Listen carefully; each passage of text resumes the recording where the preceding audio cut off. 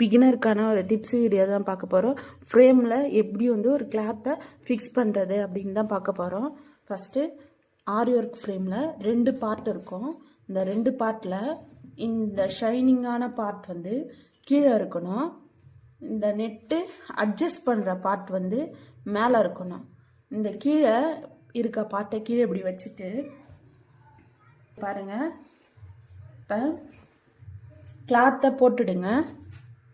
போட்டுட்டு நல்லா டைட்டாக இருக்க மாதிரி, நல்லா சுருக்கம் எதுவும் இல்லாத மாதிரி இப்படி ஸ்ப்ரெட் பண்ணி விட்டுட்டு அதுக்கு மேலே இந்த செகண்ட் பார்ட்டை வச்சு இப்படி அழுத்துங்க.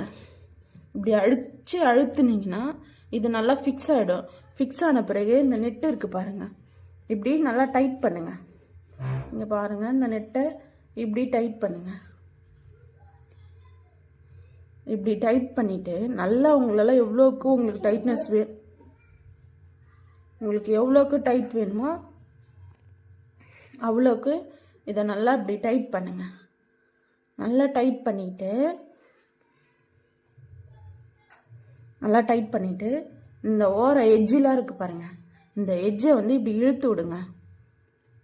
இப்படி நல்லா இழுத்து விடுங்க. அப்போ தான் சுருக்கம் இல்லாமல் இந்த இடத்துல நம்மளால் ஆரி ஒர்க் போட முடியும். இந்த ஃப்ரேமு மேலே தான் வரும், ஏன்னா துணி இப்படி பிடிச்சி இழுக்கும் போது வரும். அப்போ நீங்கள் என்ன பண்ணணும்னா கீழ்வாட்டமாக பிடிச்சி இழுங்க, ரொம்ப இழுத்துறாதீங்க. கீழ்வாட்டமாக இப்படி பிடிச்சி இழுதுங்க. கீழ்வாட்டம்னா இங்கே பாரு, இந்த எட்ஜஸ் இருக்குல்ல, இந்த எட்ஜஸில் இப்படி கீழே பிடிச்சி இழுங்க. இப்படி பிடிச்சி ஃபுல்லாக எல்லா இடமும் இழுத்து விடுங்க. இந்த ஃப்ரேமும் இப்படி பிடிச்சிக்கோங்க. இந்த ஓரத்தில் சைடில் இப்படி பிடிச்சிக்கோங்க. பிடிச்சிட்டு இங்கே கொஞ்சம் கொஞ்சமாக பொறுமையாக இழுங்க. பொறுமையாக இழுக்க இழுக்க இந்த இடம் சென்டர் வந்து நல்லா டைட்டாக வந்துடும். எல்லா பக்கமும் பிடிச்சிக்கிடுங்க. எக்ஸஸ் கிளாத்தே இருக்கக்கூடாது, சுருக்கமே சென்டரில் இருக்கக்கூடாது.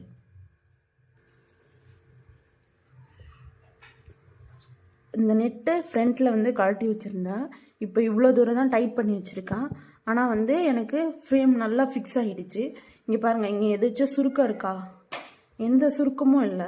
அப்புறம் தட்டி பார்த்தீங்கன்னா ஒரு சவுண்டு வரும். நல்லா நம்ம கை வச்சாவே நல்லா நமக்கு தெரியும், நல்லா டைட்டாக இருக்கிற மாதிரி தெரியும். அதுவும் இல்லாமல் நல்லா மோடு மாதிரி நல்லா பிடிச்சி ஸ்டிஃபாக நமக்கு தெரியும். ஷைனிங்காக எந்த சுருக்கமும் இல்லாமல் ஸ்டிஃபாக. இங்கே பாருங்கள், ஒரு சத்தம் வருது பாருங்கள்.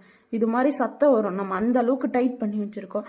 இந்த அளவுக்கு டைட் பண்ணி நீங்கள் வந்து ஆரி ஒர்க் போட்டிங்கன்னா இங்கே பாருங்கள், உங்களுக்கே தெரியுதா எப்படி இருக்குது பாருங்கள். இந்த மாதிரி தான் நீங்கள் ஃப்ரேம் வந்து ஃபிக்ஸ் பண்ணணும். இந்த மாதிரி ஃப்ரேம் ஃபிக்ஸ் பண்ணி